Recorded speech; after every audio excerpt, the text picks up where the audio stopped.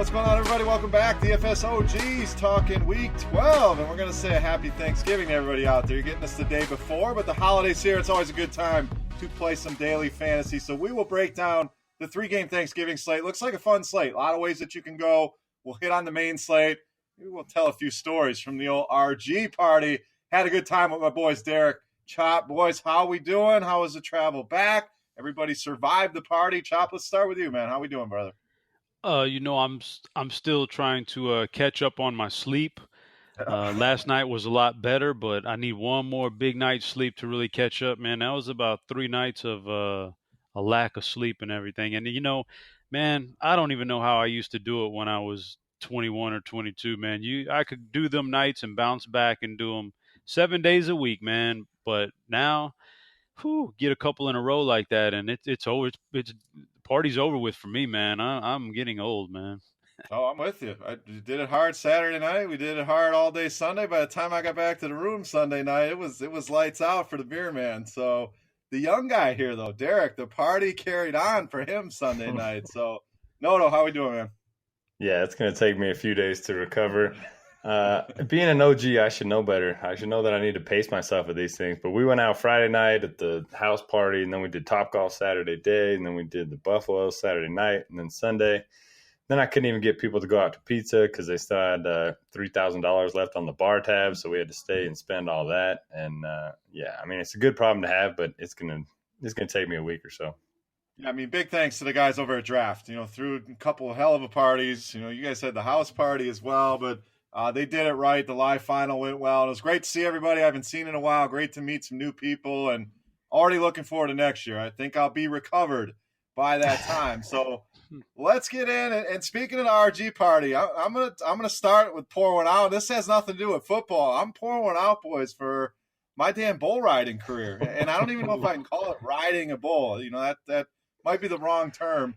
Somehow Derek convinced me to get on a damn bull. It lasted probably less than a second. Yeah, that first and last time, I promise you that I ride a bull. There may be footage out there somewhere if you didn't see that. But I'm going to start out. Third and wrong is me getting on a bull.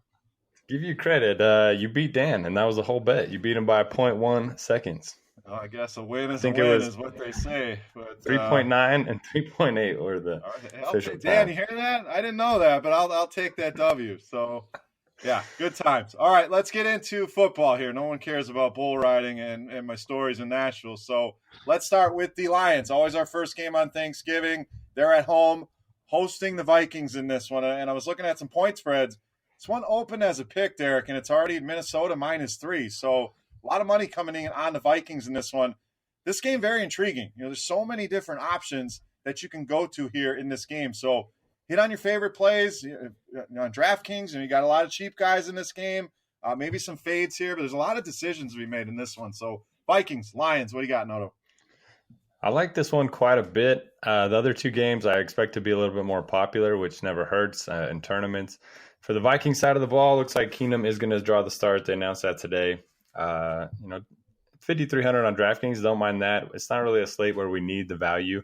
There are a lot of good value plays here, so I probably won't be using a ton of him. But the running backs, I really like Jerick McKinnon.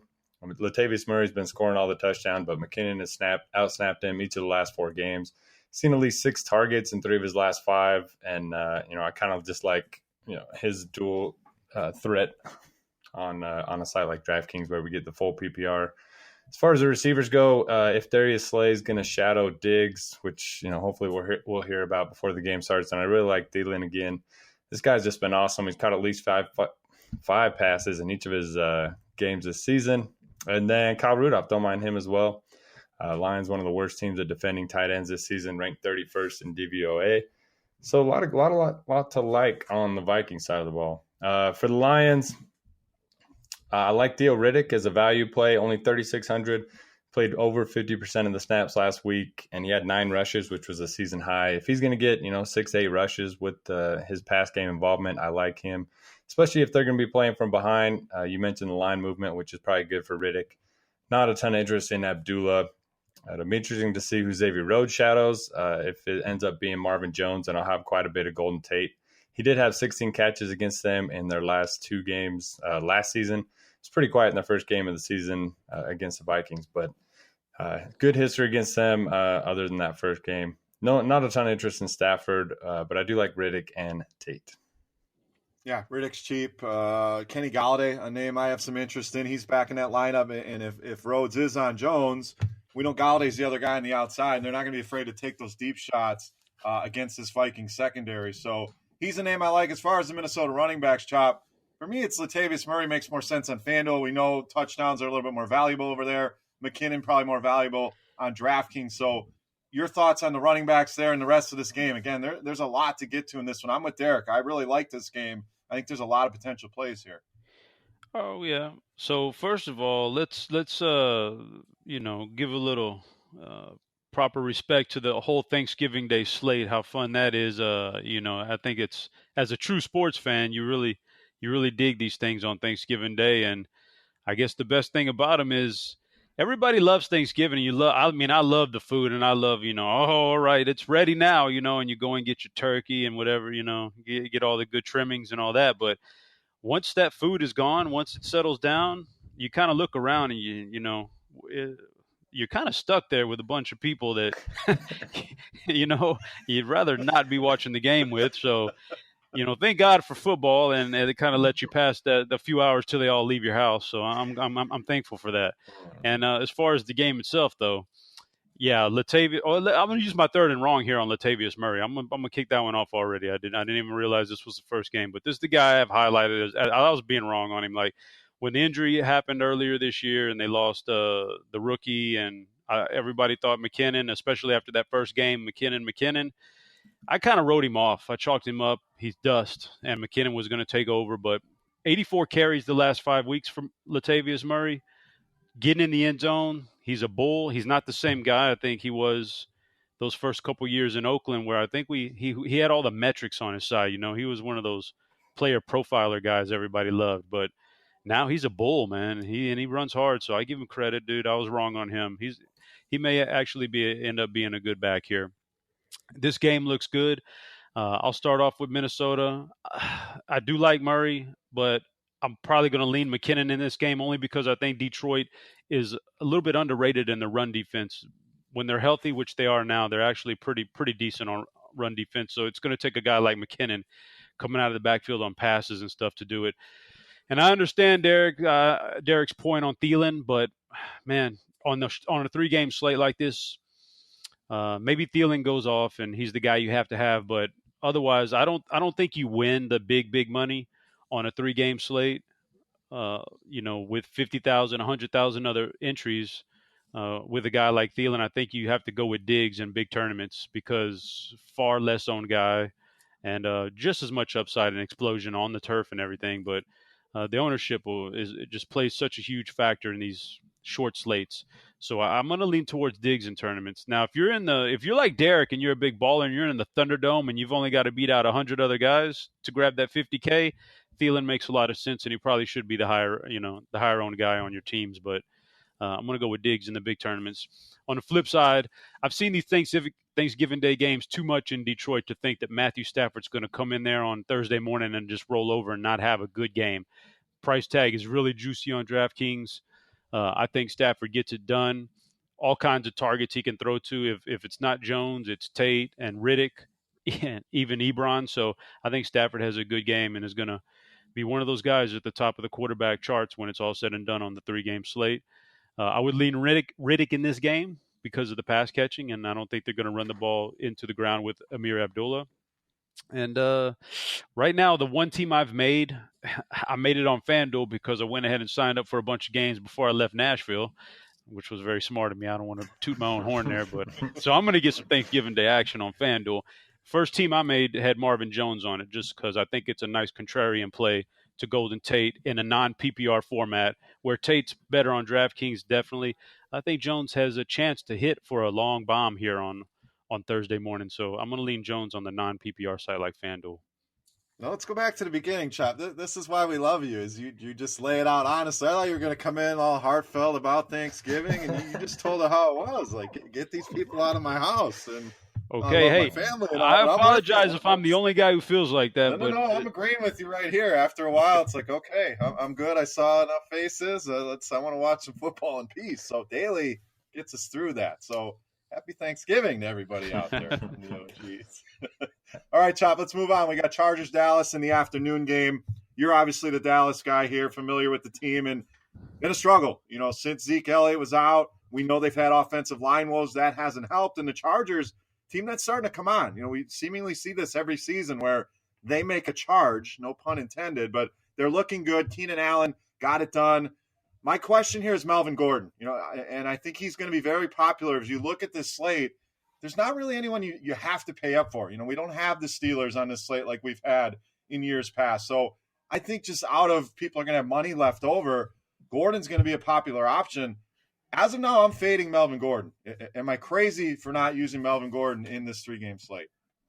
No, I'm not crazy. He doesn't necessarily stand out to me as like you said, there's nobody that jumps out salary-wise and performance. I mean, I don't think he stands out as a guy, well, man, if I don't have him, of course, he could end up with a 3-touchdown game. I wouldn't doubt it. He's Melvin Gordon. That's what he does. And actually, I did come across something today. It was a bit odd. He averages about 11.5 DraftKings points at home, and he averages 25 on the road. And maybe it's just because Phillip Rivers isn't as good on the road, but there's something there where he's the opposite of what we've always been told. You want your running back at home as a home favorite. Well, no, Melvin Gordon is pretty damn good on the road as a road dog. So he could be that guy that you end up, if you don't have him, you're not going to cash. But just looking at it on the surface, not hindsight, he doesn't jump off as a guy you have to have. So yeah, if he's going to be popular, you could play the ownership game. And I'm going to base everything I say on just the fact that it's a 3-game slate, and I'm trying to win GPPs.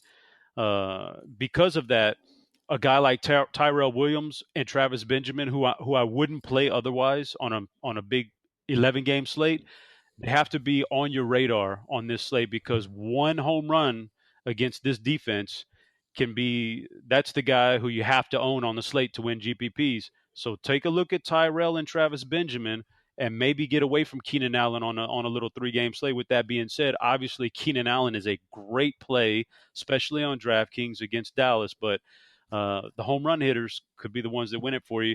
And I'm not going to sleep on Hunter Henry as a nice tight end option this week, especially if Sean Lee is out again. That's going to weaken that Dallas defense once again. And going over to Dallas, man, everything hinges on Tyrone Smith playing this game or not. If he doesn't play, I'm going to have a hard time trusting this offense again, especially with these pass rushers for the Chargers.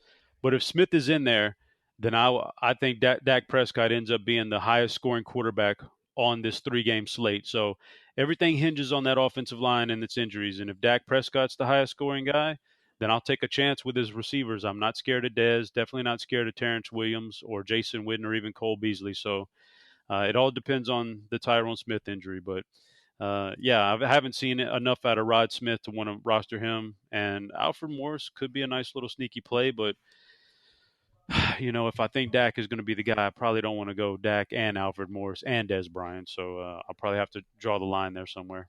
And Smith is back practicing. So a couple quick notes, and we'll go over to Derek. Smith is back. I think he plays in this game. And Dak's interesting, coming off a couple duds. I think people are going to go to Stafford, Cousins, who we'll get to next game, who feel a little bit safer. Dak's got the highest upside to me out of this quarterback group. So, I like him as maybe a contrarian play. Tough to get contrarian when there's only 6 quarterbacks, but I think he'll be a lot less owned than he probably should be. Going back to those Chargers receivers, Chop, don't forget about Mike Williams as well. 8 targets in that last game. So he's kind of my cheap. I agree with you. I think one of these Chargers receivers, and it's going to be a head scratcher which one it is, but 3,100 for Mike Williams, as long as he's playing, questionable as of now, but I think he'll be all right.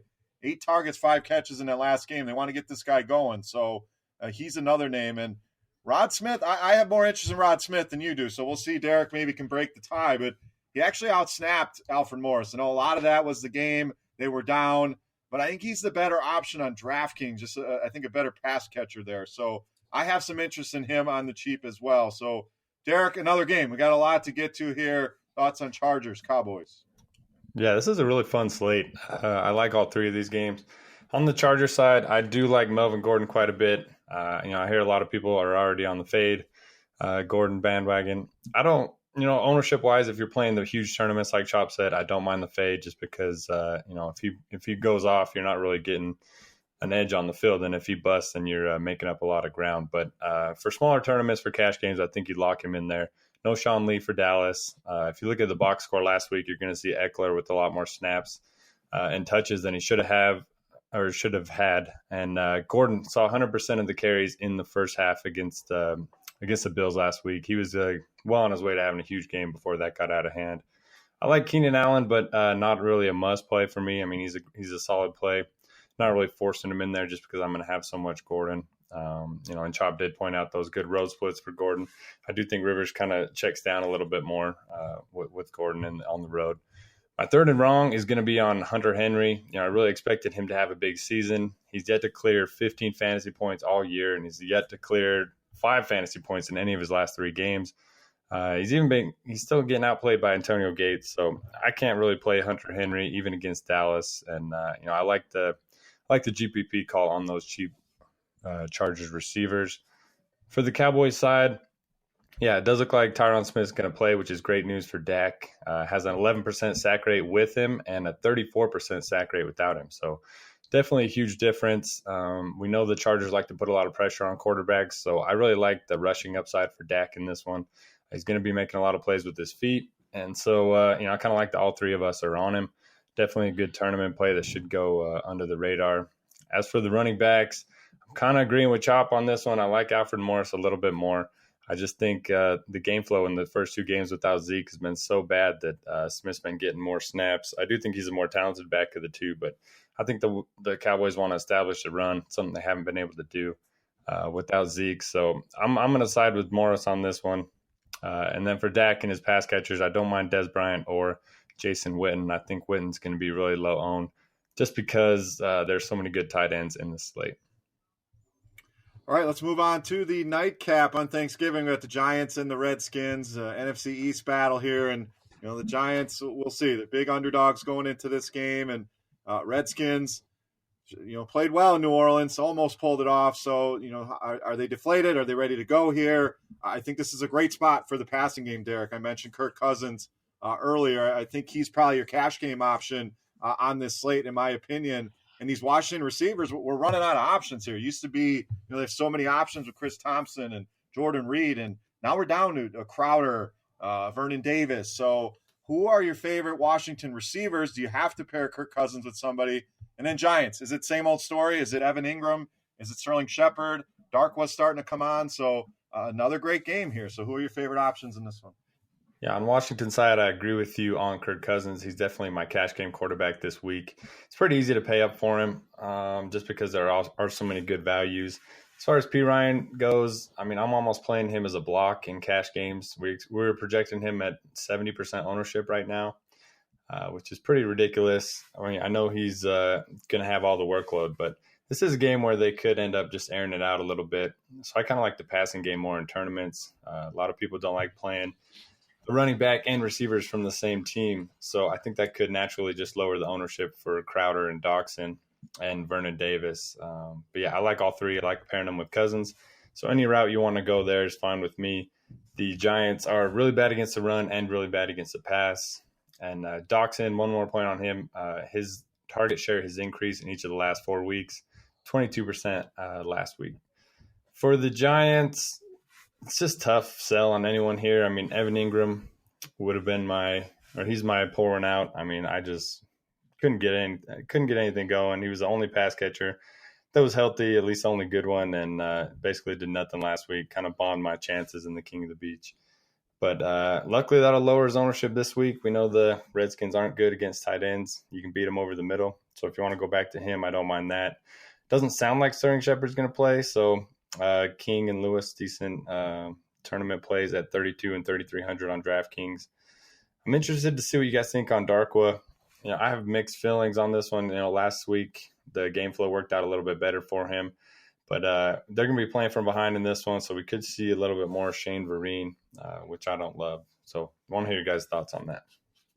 I'm kind of with Darkwa, big workload, like you said, but they were in the game. Can they be in this game? They were big underdogs against the Chiefs, so the big underdogs here doesn't necessarily mean they're not going to compete, but I worry as well. As far as Shepard goes, we'll see. He practiced somewhat yesterday, none today. So migraines, it's not like he has a pulled hamstring. He's either good to go or he's not. But love seeing those Qs next to these guys' names, Chop, that naturally will lower the ownership on these guys. Plus, with it being Thanksgiving, we talked about the old turkey. Some people may fall asleep and not make the adjustments they need to make. So, Thanksgiving is a different animal in that sense that you got to be paying attention. And before I forget, leave money on the table in tournaments. Don't zero out a lineup with 3 games. You're not going to get it done that way. So, Chop, Giants, Redskins, another game. There's so many options in this one. Who are some of your favorites? Well, it's all that tryptophan and that turkey, man. Knocks you on your ass. Thank man. you. I was looking for that. Knocks you out. But, the interesting thing on this game, Sterling Shepard, especially if he doesn't play, will be that everybody they either want Jordan Reed or Vernon Davis, depending on if Reed is even healthy. But they want to attack that New York Giants, tight end defense. So those guys. One of those guys will be the most popular tight end on the day, I think. Vernon Davis or Jordan Reed, whichever, if Reed's healthy or not. But on DraftKings, they're only about 600 less, 500 less for Reed than Evan Ingram. And if Sterling Shepard is out, you're going to get the premier tight end on this entire slate with the full workload and everything at a little bit of reduced ownership and not that much more expensive than the other guys. So that's something to keep your eye on there. That's kind of a thing that could win a tournament for you. P. Ryan, man, Derek just made my head spin when he said 70% because, that's a must play in cash. You don't want to get caught with your pants down in cash games without that kind of a guy. But in tournaments, if you're telling me a guy is going to be 70% owned, hasn't really had a good NFL career as of yet this first year, had fumbling issues, and they just signed Byron Marshall to immediately come over and take over as the passing down running back for Chris Thompson. So I'm only going to get a 2-down back. Oh, man, I could fade that in tournaments all day long. I mean, you probably have a little bit there where the price is cheapest on whichever side it is, but I can fade that in tournaments all day. And then I like Dotson here quite a bit, and I'll have me a load of Dotson and a little bit of Crowder. He's got a good price tag too, but I think this could be the Josh Dotson blow up spot. And Marshall's even interesting. I'm glad you brought him up. These are the kind of guys that can help you win this slate if you're willing to roll the dice on him. The guy was a great pass catcher at Oregon, so steps right into a role here. And if this team's playing from behind, we've seen Chris Thompson have some big games here, and the Giants defense we know is very vulnerable. So Marshall, a name to keep an eye on in a 3-game slate, wouldn't be in our radar if it was a full week, but on this 3-gamer, definitely something to look at. Guys, any final thoughts on the Thanksgiving slate before we move on? Always a fun day of football. We've given our picks, our plays. I said make sure you zero out those lineups. We talked about cash games. Anything else before we wrap up Thanksgiving?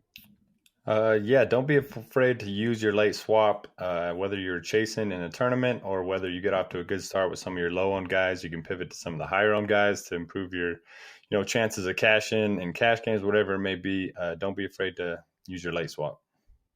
Yep, definitely. Don't let that tryptophan get to you, right, champ? That's right. And I would just add on that, on DraftKings, that $20, $1.5 million tournament just for these 3 games has over 88,000 teams in it. So I know when I say fade P. Ryan, that does not compute with Notorious's computer brain there, man. There's no way he's fading P. Ryan. But like for the rest of us, and we're trying to get out there and fight amongst 88,000 people, like you got to be different. You got to fade Thielen for Diggs, or you got to fade P. Ryan for Marshall. You just got to do something different with one team and hope you get lucky. If we're being honest, you got to get a little bit lucky. So be a little bit different. That's it. Got to be different. Got to be creative and give yourself some outs. Give yourself some chance to create a unique lineup. And there's a lot of different ways to do that. Fading guys, leaving salary. So just think outside the box in these big tournaments, cash games, different animals. So let's move on. Main slate, we got first game up, Tampa Bay going to Atlanta. Atlanta went to Seattle, got it done. This Tampa Bay team, I don't know what they're doing. So, is it all Atlanta here, Chop? Is it, Tampa Bay maybe playing from behind and we're interested there? Or what do you got, Buccaneers and Falcons? Yeah, this is an interesting game for sure. Atlanta against Tampa Bay, my first thought almost any week would immediately be, Julio Jones. I can lock him in this week. But my goodness, man, this guy leaves the field more than anybody I've ever seen in the middle of a game. Just leaves the field. He gets a little bit dinged up and misses snaps, and he's had some sweet spots this year, and he's failed to live up to expectations. And so, I mean, he's the guy I want to play. But man, if we're absolutely being honest, Sanu's been the far better receiver this entire year. So I don't know what to do about that one. I want to play Julio, but I'm a little bit. And if Devontae Freeman is out, then this would be a spot I would just lock in Tevin Coleman. I was a little bit hesitant against Seattle because that's a pretty tough run defense at home, but Tampa Bay is not, and we're in Atlanta, so I'd be locking him in on my Sunday slate if Freeman's out again, which it looks like he is. So for Tampa Bay, Fitzpatrick, man, Fitzmagic, he actually performed pretty well last week, and I wouldn't doubt that with Evans back and Deshaun Jackson, he hit Deshaun for a touchdown. So, and he used both his tight ends pretty effectively. I think he could put up another good price tag. So I think he could put up another nice performance to reach, as Al Smizzle would say, reach value. With 13 minutes and 14 seconds left in this game, he has reached value. So I think he could do it again. Now, the one guy I'm not going to play this week, I made that mistake, was Doug Martin. I'm pretty much over him. I'm going to save my poor one out for later, but Doug, yeah, I'm not playing that guy anymore. So, but I do think Evans is a nice target. Fitzmagic for the price tag, and on the other side, Coleman and maybe Sanu or Jones. Doug Martin's yards per carry over the last couple of weeks, 2.6, 0.9, just. Man, he looked good in the preseason, though. Yeah, he did. I mean, you've been on him every week, it's seemingly chopping. The price is there, the matchups seem to be there, and the workload is there. Yeah, well, you said the magic thing per carry because the carries are actually there. No but they just ain't getting it done, and even in good matchups, man. Yeah, well, and this is not a 10-point underdog. Is not a great spot for a running back. So Derek, Buccaneers seems like chops mainly on the Falcons. I agree with them. What are your thoughts on this one? Yeah, I don't mind a little Fitzmagic on the Buccaneers side. It'll be interesting to see how the slate plays out. I haven't built a dummy lineup yet. Last week we wanted to pay up a quarterback. Most weeks we want to pay down. So it'll be interesting to see how that shakes out. If we do end up paying down, I don't mind Fitzpatrick. Looked pretty decent last week. Good matchup against the Falcons where they're going to be playing from behind. I like Mike Evans to bounce back here. Almost had a big week last week, but just missed the touchdown, at least from what I saw. In the bar, it's hard to keep up with that many games talking to all these people. But I did see him almost catch a touchdown. So I like him to bounce back a little bit. As for the tight ends, I just don't know which one to play right now. It seems like when I like Brait, those are the O.J. Howard weeks. So I'll probably be avoiding them. For the Falcons, yeah, Tevin Coleman, he's pretty much a lock if Freeman ends up being out. He handled 67% of the snaps and had 70% of the Falcons running back touches last week against the Seahawks, and it's obviously a good matchup against the Bucs. I don't know what to do with Julio Jones. I mean, he was so close to having that big game against the Panthers a couple weeks back. He just seems to leave so much on the field. I'll probably play a little bit in tournaments just because I have to at this point. I can't miss out on his big game if he ever has one, but he won't be on my main lineup, I don't think. And I agree with Chop. I think Sanu's the better play at this point. Yeah, I mean, huge team total for Atlanta. This one's approaching 50, so they're going to put some points on the board. I like Julio Jones quite a bit. Tevin Coleman, intriguing if Freeman is out, but pretty much stick with the studs. Fitzmagic, he's all right. He looks like a decent option here that I don't think a lot of people go to. If they're playing from behind, we know he's going to wing the ball around. So intriguing in a tournament. All right, I think this one we can save some time on, guys. Cleveland, Cincinnati. Cincinnati big favorites at home. For me, it's pretty much A.J. Green, maybe a little bit of Andy Dalton. Derek, can you got anything else besides that? If not, let's move on to some better games here. Well, I mean, we can't play A.J. Green at home, right? Yeah, some guy we know told me that a long time ago. Not a lot to like in this one. The Bengals are averaging 55 plays a game, which is the lowest of any team in the last 10 years. So just not a lot to like on their offense. They're just not running enough plays. Cleveland, I mean, Corey Coleman came back last week and played 93% of snaps, saw 34% of the market share. So I don't mind him in tournaments. Only 4,300 if you want to go that route, but that's about it for me. Chop, Browns, Bengals. What do you got?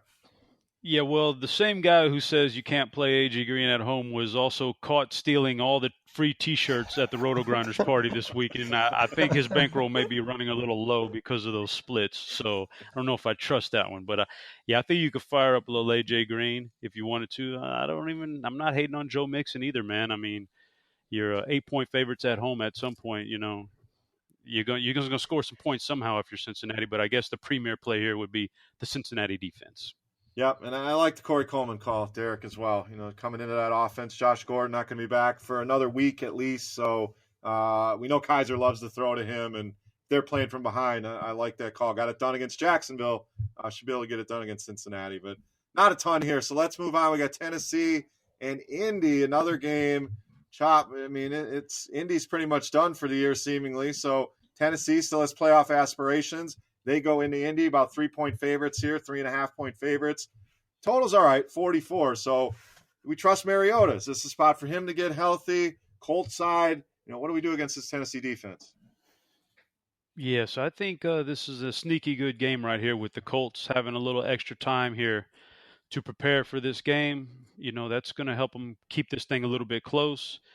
I don't mind Mariota. I'd probably, Corey Davis may be the more popular wide receiver to pair him with, but I think I'll still go back to Rashard Matthews. I think Corey Davis is kind of the flavor of the week right now, but I think Rashard Matthews is still good old Mr. Reliable for him, so I don't mind the Mariota to Rashard Matthews stack. You can go Delaney Walker too. 5K is not a bad price for one of the better tight ends in the game. But Indianapolis, man, like I said, coming off a bye, I think they can keep this game a little bit close, and if they do, it's going to be because T.Y. is healthy and he's at home, and Brissett. The 2 games ago, we've seen him connect with Hilton against the Houston Texans multiple times for big scores. So this is just as good of a defense to pass against. I don't mind that. And, of course, Jack Doyle is going to get his weekly 12 targets. So you can play that one too. I just think there's a lot of things here you can go. I love the passing games in this game. Yeah, Tennessee 24th DVOA against the pass. And we know T.Y. Hilton at home, pretty much money in the bank. So I really like him. Price is under 7K. I'm with you on that one. Derek, Titans and Colts. Where are we going in this one? Love Mariota here. We've seen him run the ball 11 times over the last 2 weeks, so I think he's feeling better. Colts not very good pass defense. They're not great against the run either, but slightly better. And I don't really want to touch Murray or Henry anyway. For the pass catcher, I like Delaney Walker the most. He's yet to score a touchdown this season, but he has at least 9 targets in 3 of his last 4 games. The yards have been there. The target's been there. He just needs to find the end zone. Should be able to do that this week, hopefully against the Colts. So I like him. And yeah, we just keep getting hyped up over Corey Davis, but he's yet to do anything at the pro level. So I agree with Chop. I like Rashard Matthews a little bit more. For the Colts, yeah, sneaky good spot. Jacoby Brissett to T.Y. Hilton or Doyle, take your pick. I think you can stack this game even. 44 seems pretty low compared to some of the other ones, but I think this has some shootout potential. We know they're playing indoors. And, the Titans are a lot better against the run than they are against the pass. So that plays into the hands of Hilton and Doyle. All right, next game, Derek. We got Bills. We've got Chiefs. 2 teams that just awful last week. And I can't believe that this team, talking to Bills here, is actually thinking about running Nathan Peterman back out there again. Like, what did we not see last week that says this guy's not ready to play at this level? I think we all had Chargers defense, so we were happy about that. But 5 interceptions and a half, then Tyrod comes in and actually brings the team back somewhat in this game. And he still lost by 30, but at least he made it somewhat respectable. So, Derek, is there any way in hell this team starts Peterman in this game against the Chiefs? And then the Chiefs side, we were all over the Chiefs. So let's stack them up. You stack them all different ways against the Giants. Chiefs onslaught, they told me, was going to be successful. So my third and wrong was the Chiefs in general, but mainly Kareem Hunt. He was kind of the guy out of necessity that we rostered last week because we had so much salary left over. He was okay, but he didn't fulfill what we wanted him to. So what the hell are we doing in this one? Because both teams are not playing good football right now. Oh, Peterman, 5 interceptions the first half. I saw a stat that's more than like 10 other quarterbacks in the NFL this year. So I saw a tweet. He was the defensive player of the week or something. Caused so many interceptions. Yeah, I can't imagine they go back to him. They even said that he wasn't ready to play after the game. So if they do, then just load up on the Chiefs defense and don't worry about the Bills. But even if Tyrod's back there, I don't really have any interest in the Bills. McCoy, don't really like expensive running backs as 10-point road dogs. I know he does a lot of pass game work, but not really a guy for me here. We've seen him kind of limited when they've been getting blown out in the last few weeks. He did score a couple touchdowns last week, but I'll be passing on McCoy. Kelvin Benjamin left the game early. Keep your eye on that. Not really going to matter, but so don't even keep your eye on it. Just okay. Chiefs side. Ignore that. Chiefs side. It ever happened. I actually like Kareem Hunt. Maybe I'm just pot committed at this point. But he had a couple big plays called back against the Giants. The touchdown regression, we expected it earlier in the year, and now the pendulum's kind of swinging the other way where we kind of expect him to start scoring again. I think it's been 6 weeks since he's scored. The Bills, since trading away Marcel Darius, have been the worst run defense in football. So I think he's going to get going here. 10-point favorite at home. The price has come down. I think he's going to be popular, but maybe after burning so many people, the ownership won't be as high as it was a week ago. As for the passing game, I just think, they're going to build a big lead and then kind of sit on it. So for me, it's Hunt and Chiefs defense. And I'm fine going back to Hunt. We saw it last week. Jordan Howard burned everybody. You went back to him this week. He was very low owned. Fitzmagic had a decent game. Marvin Jones. So we talk about it all the time. Have a short memory. This is a great spot for him. Just because he didn't do what we wanted him to do last week, you can go back to him here this week. Like you said, big home favorite. So Chop. Peterman, do you really think they're going to go there? Bills, Chiefs, what do you got? Yeah, I mean, when they at the beginning of the year, the reason I said I wasn't going to use LaShawn McCoy this year very much was because it really felt like Buffalo was for some reason trying to tank. I don't know why. They just felt like they were trying to tank. They were making weird trades and getting rid of good people. I just thought they were ready to give up on the year, and then they came out and they won games. And I think the front office is still trying to force the tank in there, get Peterman in there. We want to lose games. I don't know what's going on, man. So, yeah, I won't touch any of them, whether it's Peterman or Taylor. This is not the game I want to play any of these guys. So I'll pass on that side of it. And if they do start Peterman, well, you know what? You fire up your KC defense.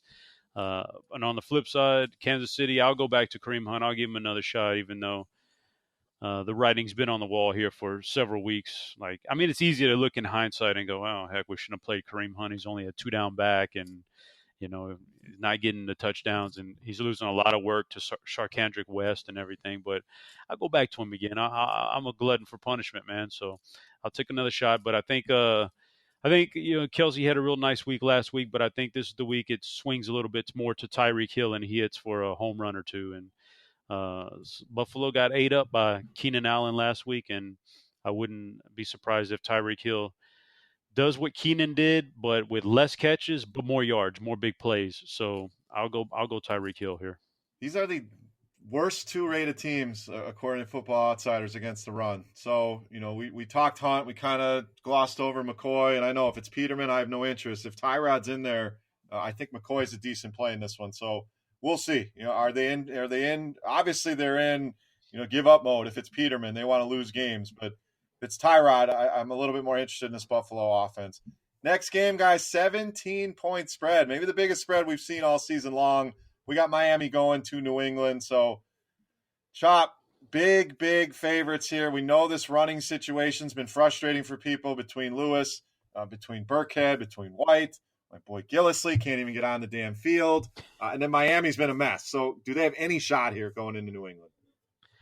Miami, I'll use my poor one out right here for Devontae Parker. Oh. I saw that nice low price tag last week and against Tampa Bay, and I thought that was going to be the guy. I thought the Kenny Stills stat line would be Devontae Parker's, and it wasn't. And it was quite the opposite, actually. So pour one out for Devontae Parker. Don't know if I could use him too much the rest of the year. I mean, that's probably my last time rostering him, and just a lot of competition there for catches.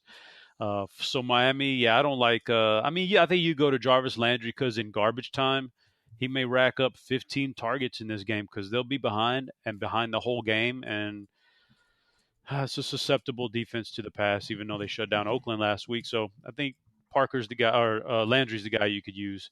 New England, obviously they're gonna be able to name whatever score they want, and often with New England at home, it's not just well, let's build a lead and then we could pound our running back in there. Sometimes they just keep on throwing and throwing and throwing, and next thing you know, Brady's got his 300 plus yards and 4 touchdowns, and he's the whole offense, and they really didn't use the running backs that much. So this thing could go anywhere. But my first thought is Brady to Brandon Cooks again, fired up one more time. I'm not willing to trust Gronkowski. I see too much Martellus Bennett on the field taking targets away from Gronk, and I just don't want to go there. Gronk's pretty expensive, so I could pass on that. But I think Cooks is the number one guy here. If I was going to pick a New England back, it's going to be Deion Lewis. I think there actually is a case to be made for.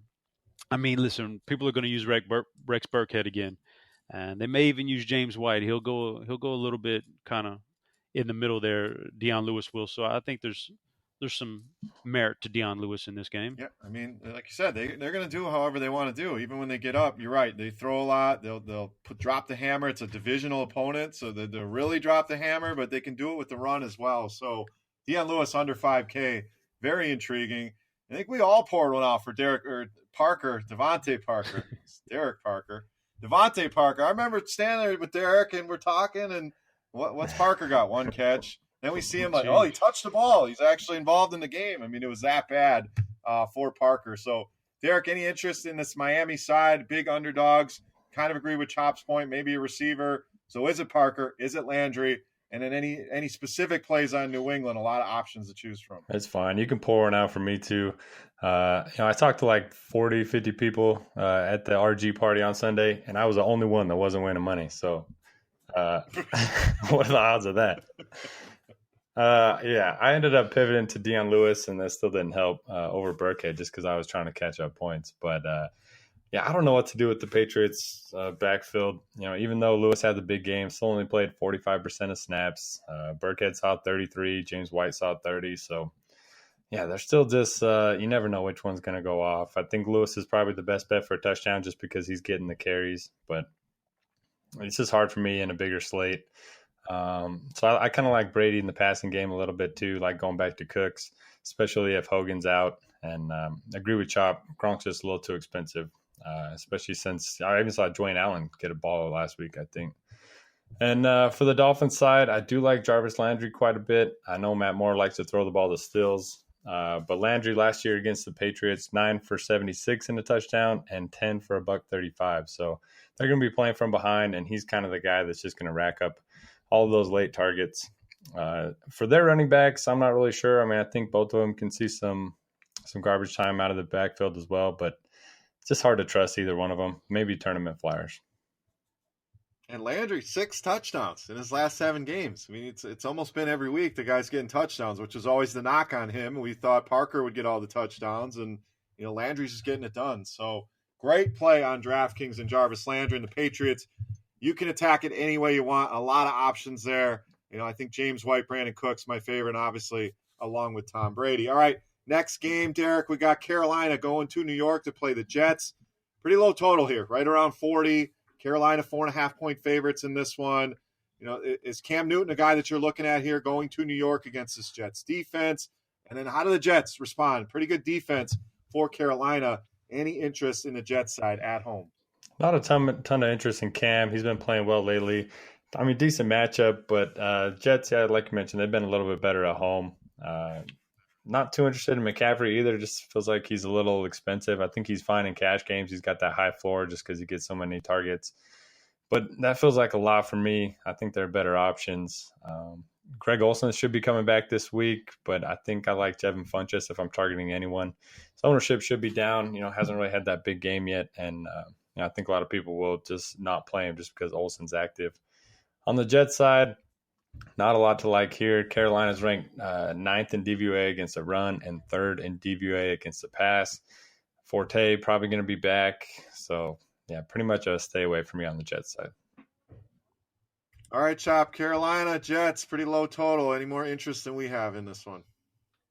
No, not really. Jets side is a total pass for me, and Carolina side, I really like Cam Newton. I think he has, with the rushing stuff, he has a chance to be the highest scoring quarterback on any slate when he gets out and runs. So I don't mind Cam Newton. I don't mind Devin Funchess. He's the one receiver who can maybe do some damage against Morris Claiborne. But with a bye week like the Jets have had, I think that they've had plenty of time to implement some kind of game plan to control Christian McCaffrey and control some of this stuff. So both teams are actually coming off a bye week. I think that's going to be a really tough defensive matchup for both of these opposing offenses. Yeah, pretty ugly in this one, and not a lot of options that I like. A low total game, so maybe a McCaffrey for me. Cam is intriguing, but I think there's other quarterbacks that we can look at that probably give you a little bit better floor and probably more upside as well. Next game, guys, another big spread. We got like 5 games with spreads of 9 or more, and this is another one. Chicago going to Philadelphia, 13 in this one, Chop. So Eagles are on a roll, playing really good football right now. Do they just come out and throttle this Bears team? Bears have been pretty good defensively. Can they stop the Philadelphia onslaught? And then what do you do with the Bears? Is that a complete fade here in a big underdog spot? Well, I'll start off with Philadelphia. Yeah, this is going to be a steamrolling right here. They're going to do whatever they want to do. My first thought is that they're going to make sure Alshon Jeffrey gets in the end zone here with a little revenge here for his old team. So I think they just make sure that if they're around the goal line at some point, they give him plenty of targets to give him a fair chance to get in the end zone. So I'm cool with going Alshon Jeffrey there. I would love to play Ajayi here, but man, just, I keep thinking the workload's going to uptick a little bit, and it's so frustrating sitting there watching him only get his 7 or 8 carries a game right now. So until that changes, I'm going to pass. They've legit got like 4 guys they use in the backfield, and I don't want to mess with any of them. So I'd look for Alshon Jeffrey, maybe Zach Ertz, although that's another expensive tight end that hasn't looked good past couple games because of health issues. So I don't know if I want to go there. I think Alshon's my number one choice for Philly. For Chicago, it would usually be a very hard pass, but I'm going to give you one name as a deep, deep sleeper that I might want to play this week, and that's Dontrell Inman, and that's about it. All right. I love the Alshon Jeffrey narrative call. Didn't even think of that, so good call there. All right, Derek, Bears, Eagles, what are your thoughts here? Yeah, I like the Inman call. A lot of people went to him late last week as a good value play. Didn't really do much, but he didn't have a bad game, and they're going to be playing from behind, so I don't mind that. But I like Tariq Cohen quite a bit. 3,800, logged over 50% of the snaps last week. They played him with Jordan Howard at times, and he also saw 9 rushes. So in a game where they're going to be playing from behind, we know Jordan Howard can't catch the ball. He's got hands of brick, so I like Cohen quite a bit in this one. The Eagles, I agree with Chop, just Alshon Jeffrey for me. The Bears have a pretty good defense, so Wentz is a little too expensive for my taste. The running backs, since the Ajayi trade, Blunt has had 31% of the carries, Clement 26%, and Ajayi only 21% of the carries. So he's a tough sell for me right now. He has looked good, but they're just not giving him a big enough workload. And then Ertz kind of a fade for me too, since the Bears are so tough against tight ends. All right, next game. Let's move right along. We got Seattle going to San Francisco, and Derek, Russell Wilson is a man on a mission right now. They've pretty much abandoned the run. Thomas Rawls with a healthy scratch, and Wilson's just doing it all for this team. 7,000 on DraftKings, and I know the pricing wasn't able to adjust because that was a Monday night game. This looks like a hell of a spot. Probably my favorite quarterback on this slate going to San Francisco. Thoughts on Seattle, Russell Wilson, and anything on the 49ers? Yeah, first off, what is Pete Carroll doing? Going for that fake field goal? Ooh.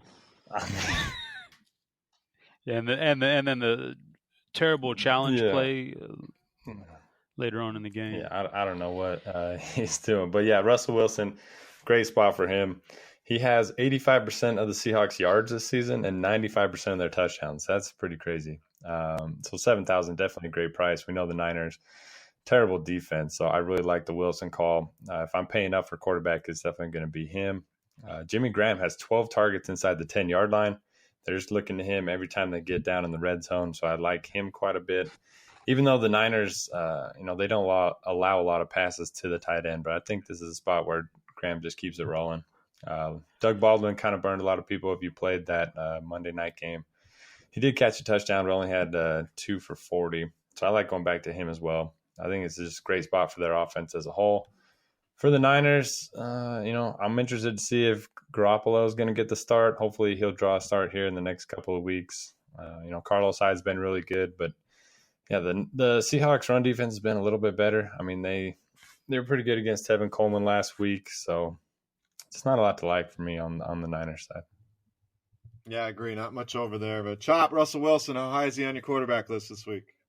Oh man, yeah, he's way up there, and he's going to be up there every single week from here on out, even in the tougher matchups. And this isn't one of them. But I mean, I remember when we did this thing like the second or third week. The one thing I had read that stat, and it was that as the season progresses, his fantasy points always go up as the months progress. It gets colder, he gets better, and I mean.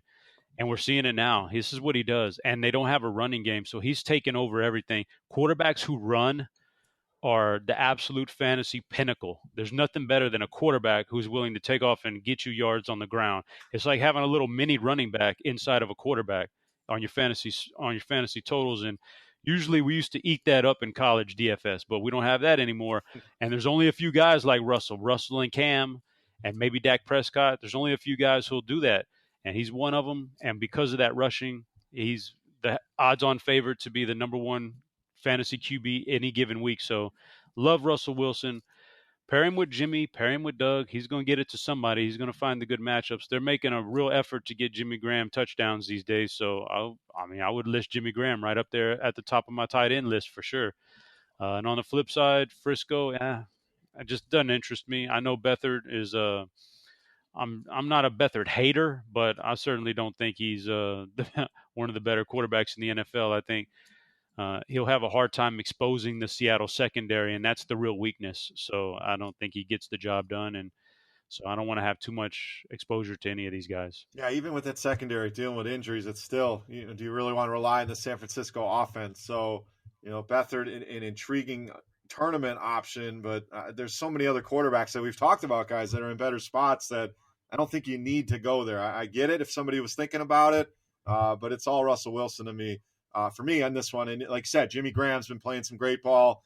They throw to him in like New Orleans used to in the red zone. Like, let's just throw it up, see what happens. He's getting so many looks, so many targets in the end zone that I think he finds the end zone here again against San Francisco. All right, game of the week. That's 2 weeks in a row, Chop. Jared Goff is in the game of the week, but this one's going to be a doozy, not only for fantasy, but for real life. And a big total in this one.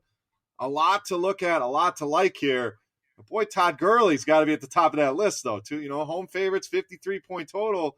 In New Orleans, the defense has improved, but DVOA against the run, 25th in the league. So, Chop, Gurley, right? We got to lock him in here. I think it's a fantastic game for Todd Gurley. Just, oh, man. I would say that, I was looking at it today just to try to get a head start on some of the research for this week because it's a short week. I didn't even kind of realize, but, this guy leads the NFL in rushing attempts inside the 5-yard line. Like, that's what makes him so good in cash games in fantasy is that, it's a good offense. And once they get inside the 5-yard line, they're going to turn around and hand the ball to him. They don't play around. So he's got a great chance just to fall in for touchdowns every game. And that's if he doesn't break it. And in this case, I think there's a chance for a big play here. I think they get the ball to him out in space. And in the passing game, I think this is a really good Todd Gurley game. We saw Robert Woods leave the game last week with an injury, and that really hurts everybody. That hurts Goff. That hurts Sammy Watkins because Watkins is for sure going to get Lattimore if Lattimore is healthy this week. It's going to hurt all the receivers. So for that reason, I think the Rams score points, but I think it comes on the back of Todd Gurley. So that's my guy I want to go with, and don't really have much interest in the wide receivers here. For the Saints, I mean, god dang, man. I wish I would have really committed to the Mark Ingram, Alvin Kamara bandwagon a few weeks back because you'd be a rich man right now. I keep thinking that it's going to end here and that Drew Brees is going to have a good game, and they keep just throwing it in my face, man. When you sit there and watch Ingram run like 2 plays and for 60 yards in overtime, and nobody can stop him in that game last week, it's really heartbreaking, man, when you didn't really roster him too much. So for that reason, I think you got to get you some exposure to these guys. You could even put them in the same backfield if you want to, but we could keep going back to Michael Thomas if we want, but I think Michael Thomas is what he is right now. 7 catches for 91 yards. That's pretty much the stat line he puts up every week. If we get a touchdown, it'd be the first one of the year, I think. I'm not sure, but it's like I don't know, man. It's tough to keep going back to the passing game because the running game works so well. So it'd be hard for me to trust Drew Brees and Michael Thomas and Ted Ginn here. But I guess it is a shootout. You never know what's going to happen. But, man, I'm going to go back to the running game some more. Yeah, I've seen a lot of winning lineups with both of these guys in it. It's very reminiscent of Atlanta. I don't know if I talked about that here on a different show, but last season you'd see Freeman, Coleman in a lot of the same lineups. And generally it's not a roster build you think of, but that's the way you beat this Rams team. Yeah. They rate out as the best defense in the league, but against the run, they are vulnerable. So, Derek, is it more Ingram, more Kamara? If you have to pick one, who is it? And then where's your Todd Gurley level of interest in this game? Yeah, I'll get to that in a second. The whole Ingram and Kamara thing. We need to know that, so we know how much exposure we're going to have. Yeah. I got bad news for you guys. So, Uh-oh. Okay. So the whole Ingram and Kamara thing reminds me a lot of Bitcoin. I kept just waiting for it to go down to buy it, and I never bought it. And then the prices went up, and it just kept. Every time I look at Bitcoin, I just cry a little bit inside.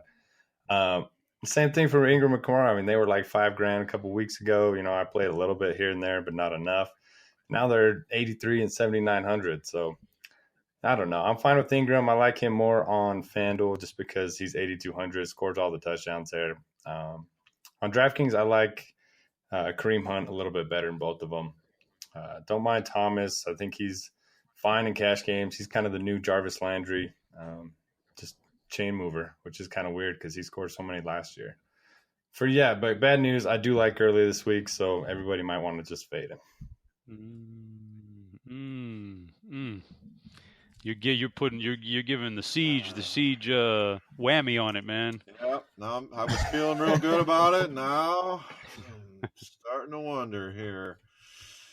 All right, well, I'll have to debate that one, Derek. So if you feel free to fade them, and you make sure you message us, and we'll put it in the comment section for everybody so we all feel better. And we love you, buddy, but you have a way to jinx Todd Gurley like no other. So Yeah, Gurley and I haven't been on the same page, but maybe it'll change this week. We hope Maybe so. it's But time. definitely. This guy does win $50K every few weeks or so. So maybe does. maybe this is the week he gets it with Todd Gurley, and we're on the right side. Nice. Put the curse behind him. That's it, Chop. You nailed it. He's going to win some money with Gurley in that lineup. But pretty close to a must-play, in my opinion. All right, we're starting to run long here, so let's keep it short on this one. Jacksonville, Arizona. Sure, some intriguing plays here. Chop Fournette. Got it done eventually against Cleveland. Arizona, Fitzgerald bounced back, but this is a Jacksonville secondary we don't really want to mess with. They've been much better against the run, so hard to look at that season-long number and believe in it. So any interest in an Adrian Peterson? No Andre Ellington anymore. Was picked up by Houston, if you didn't see that. So Jags, Cardinals, what do you think? Well, first of all, one of these days I'm gonna need Derek to explain Bitcoin to me. I still don't even know how that works. But the old guys are like, well, what the hell? I mean, come on now, man. Come on now. It seems a little shady there, Derek. Seems a little shady. All right, Arizona. I don't want any piece of Arizona. That was a premier matchup last week, and they did well. But I'm not going. I was on Blaine Gabbert last week, but I'm certainly not going back this week or any of these guys. I don't want any part of that. For Jacksonville, I'm going to go to Leonard Fournette. 30 touches last week, up from 19 the week before when he was a little bit still coming off of an injury, and then he missed those games before that. So 30 touches last week is a great sign. I think he's going to tear up this Arizona defense. Once again, I'll stick by it. If you're playing Blake Bortles, you're probably not going to win too much money this week. So I'm going to pass on Bortles and all of his components in the passing game. So it's a Leonard Fournette or bust for me in this game. All right, Derek, you're the Jags fan. What do you got here? Jacksonville going to Arizona. Don't love a lot here. Who do you guys think Patrick Peterson's going to shadow? I mean, if it's not Marquise Lee, then I'm a monkey's uncle, man. I mean, who is he going to shadow? A couple of rookies that haven't caught but one pass between them? So maybe D.D. Westbrook is interesting. Maybe the 200 yards is going to come this week. Didn't quite get there. And that was his bold prediction, was 200 yards against the Browns last week. So he's really the only guy I'd look at. Third and wrong, D.D. Third and wrong, brother. Come on the pod. Click your heels 3 times, and you'll be back in Oklahoma playing against Texas Tech, and maybe it'll happen. Not a ton of interest in Fournette just because I like Gurley and Hunt a lot, and I'll probably be paying up for those two. For the Cardinals, The way to beat the Jags is on the ground, and without Ellington in there, AP is probably going to have 25 rushes if this game stays close. Probably not going to use him, but I certainly don't mind it if you look that way. Only 5,000 on DraftKings. Fitzgerald does get a lot of targets without Palmer in his last 3 games without him, 30, 30, and 29% market shares. Blaine Gabbert, little revenge game? Wow. No, I'm not playing him. Derek's bold call as he's rolling out Blaine Gabbert. Rough, man, rough. Gabbert, Fitz, Brown stack.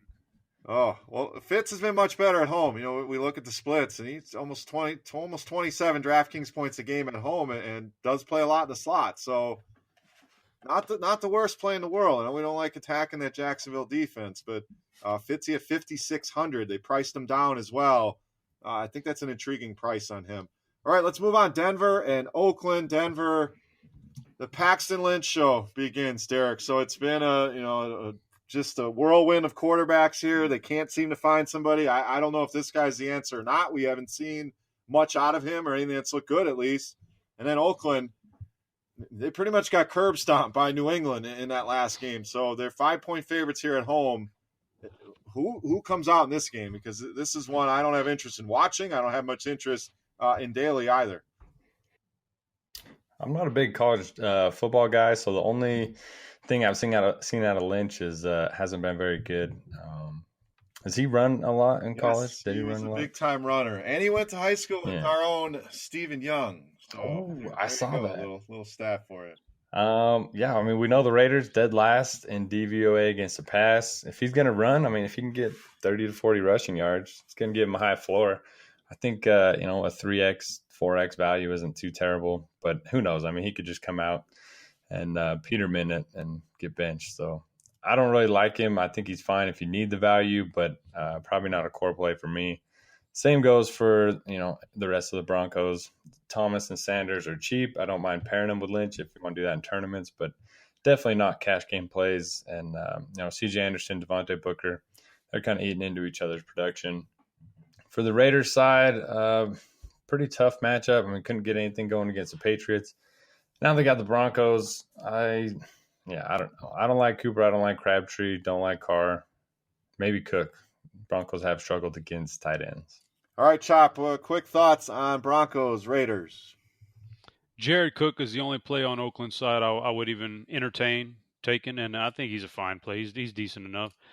And for Denver, everything about Paxton Lynch seems like he's going to end up being a sleeper play for people this week. Like 4.4K. I don't think I've ever seen a quarterback that cheap. I'm not sure. I thought 4.5 was the lowest that it would go, but 4.4 against Oakland, who's just terrible right now on defense.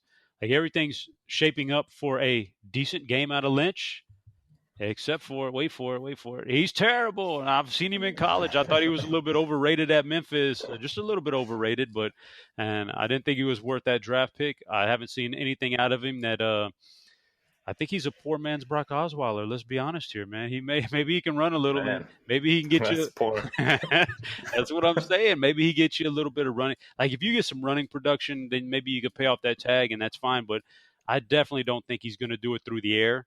I haven't seen anything out of him that says he's a decent passing quarterback in the NFL. And because of that, you're at the mercy of your quarterback if you're a receiver that brings Thomas and Sanders off the board for me if I don't think this guy can pass. So maybe he reaches value just by running the ball because that's about the only thing he's going to be able to do, but I don't think he gets it done in the air. So I'm going to pass on the rest of those guys. Let me put this in perspective for you. He is cheaper than Nathan Peterman this week. Oh, well, if you're watching out there and you're a sharp, by all means, play Paxton Lynch and then find my head-to-head.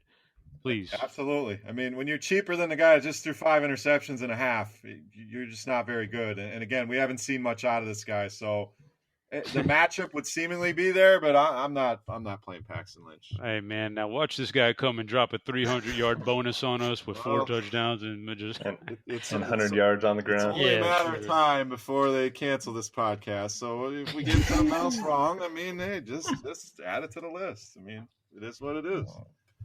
All right, Green Bay, Pittsburgh, guys. You saw me in misery at the bar, Derek. Just watching this Green Bay team and Brett Hundley. I don't know what they're thinking. They're going to stick with him. I know behind him, Joe Callahan, not much better, but this is just all the Steelers, right? I mean, Antonio Brown should feast once again here. Yeah, Beer, you had the right amount of misery. My wife, she's a big Packer fan. I think she was playing it up a little bit. She was screaming at people at the bar, and oh man, I've never seen that side of her with the Packer game on. Hey man, we're not used to our team getting shut out at home by the Baltimore Ravens. That's true, and they did have 4 or 5 turnovers the first half. That was a pretty ugly game, but yeah, I think you avoid them here. Devontae Adams has been very good with Hundley under center. He has 27 catches, 335, and 2 touchdowns in those 5 games, but I don't think I could play him. 5,800 seems like a lot for me. On the Steelers side, you just play the usual suspects. You play Bell, you play Brown, and that's about it for me. Yeah, Brown, 9,700 chops. You pay a pretty penny to play some Antonio Brown, but this matchup, my only worry, they're big favorites in this game. So maybe it's a good time to swerve over and go to Le'Veon Bell, who will be a lot less owned, in my opinion. Green Bay's not been as bad against the run, but they haven't been great either. So Bell, Brown, both. What are your thoughts? Yeah, so for Green Bay, it's a total fade, and that's pretty easy. Pittsburgh, they feast on bad quarterbacks, and I think Brett Hundley kind of fits that description, so I don't want any piece of that offense. Pittsburgh, yeah, I think Le'Veon Bell would be my most popular. I mean, he's easily the number 1 running back if I was going to rank all of them on an all-game slate. So easily the number 1 guy, and I like Le'Veon Bell quite a bit. I think Brown could get there. I think Martavis could get there on one play. But I think and at that price tag, Brown could still get there even at that price tag, but I just don't know how much upside there's going to be in those guys because it will be a blowout. But I think Bell just absolutely crushes this game. Now, is Bell number 1 over Gurley because Derek's on Gurley, or just because you like Bell? Nah, that threw my rankings for a loop when he said he was on. Honestly, I didn't think he was going to be on Gurley. I mean, I don't want to give away any spoilers, but I might have to change my Faith Hill now. Oh gosh. All right, Derek, we love you, buddy. Houston, Baltimore, Chop. Let's wrap it up. This game's not going to be on a lot of slates, guys, unless you're playing, the entire week slate, which most people are going to focus only on Thursday. So, Chop, quick thoughts here. I don't think there's much to this game anyway. Houston and Baltimore. Yeah, Baltimore's defense would be my number 1 defense this week if they were on any slate I'm playing. Number 1 offenses in this game are a pretty hard pass for me. Even Baltimore's offense is a hard pass. There's just a terrible offensive game here. Let me put this in perspective for you. Tom Savage, the same price as Paxton Lynch at 4,400. So no interest for me either. I like that Baltimore call. Pittsburgh's defense. We didn't mention them. I think they're in play as well. Derek, wrap us up. Houston, Baltimore. It's kind of interesting. DraftKings did their Thursday to Monday slate. They included the Thursday night game, but not the 2 day games. Yeah. Very weird. And FanDuel did a Monday-Thursday slate, but only had the early Thursday game instead of making it a fun 4-game slate. Let's make it a 2-game slate. So I don't know. I don't understand these decisions. But, yeah, this one, not a lot of people are going to get to play anyway. Yep, exactly. I don't have much interest. I like the Ravens D, and I want to see how many snaps Woodhead gets. Did have 6 targets and only 13 last week, but don't play him until we know. Yeah, I mean, he looked all right. I think his role will grow as we go along, but no interest here. All right, Chop, you got a Faith Hill play ready for us here for Week 12. Well, I mean, on my list, I had Todd Gurley on there. He's had a couple rough games where the stats don't look all that great, and but I think this is the week they really get him the ball in space, and he has a big game. So I don't know if I wouldn't classify it as a sleeper, but I'll say a Faith Hill pick, Todd Gurley. Now, I didn't know both of you guys were going to be on him. I know you were going to be on him a little, but Derek's kind of threw me for a loop there, so I don't know. But I'm gonna stick with Todd Gurley. I don't want to go against what I have on my list, man. It's been pretty good to me so far. All right, Derek, who's your Faith Hill play for Week 12? I'll go Kareem Hunt. The workload's been there. He just hasn't scored any touchdowns. He hasn't scored in 7 weeks.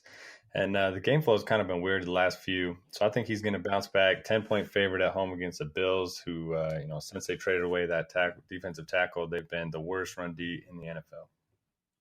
All right, I'm going to keep the faith in Julio Jones, guys. You guys both talked about him in that early game, but Tampa Bay 28th in the league against the pass, and we said it. It's only a matter of time before he has a big game, and that's not the reason you play somebody, but we know the talent is there. We know the matchup is there. I think this is a blow-up spot with everybody looking to probably pay for Antonio Brown, Le'Veon Bell, some of the other studs. Julio Jones down to 7,700 on DraftKings. I think he gets it going this week against Tampa. My faith he'll play for week 12. All right, guys, any bold calls, final thoughts here? Let's wrap this baby up. Derek, we'll start with you.